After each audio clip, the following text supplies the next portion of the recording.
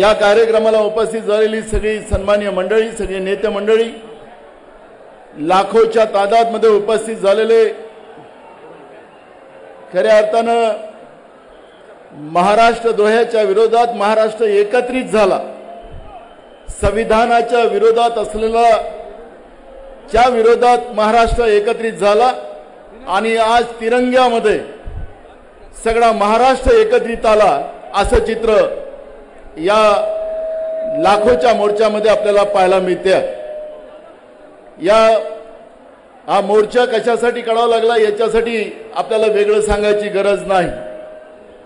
आपल्या लक्षात असेल की राज्यपाल भवनातून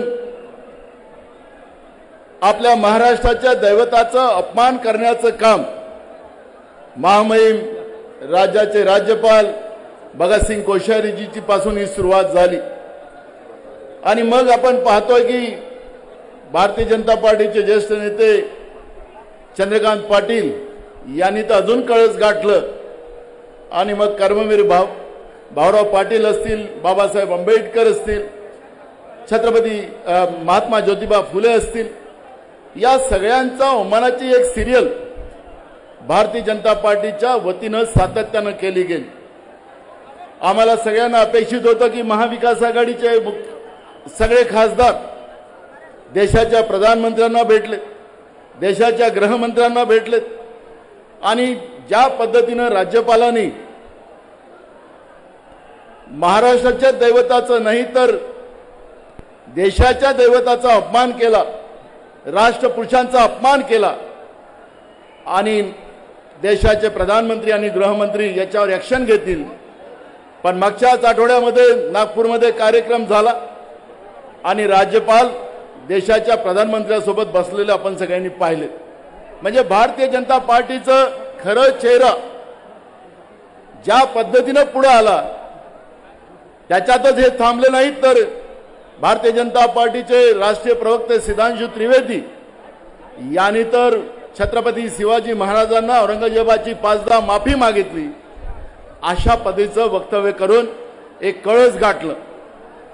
आणि म्हणून या राज्यातल्या नव्हे तर देशाच्या महापुरुषाचा अपमान करण्याचा जो भाजपने धाडस सुरू केलेला आहे त्याच्या विरोधात जनतेमध्ये मोठा आक्रोश महाराष्ट्रात नव्हे तर देशामध्ये निर्माण झाला। त्याचप्रमाणे सीमावादाचा प्रश्न निर्माण झाला। कधी नव्हे महाराष्ट्रातले अनेक गावं, काही गुजरातमध्ये, काही तेलंगणामध्ये, काही आंध्रमध्ये, काही कर्नाटकमध्ये जाण्याच्या दृष्टिकोनातला एक वातावरण निर्मिती झाली।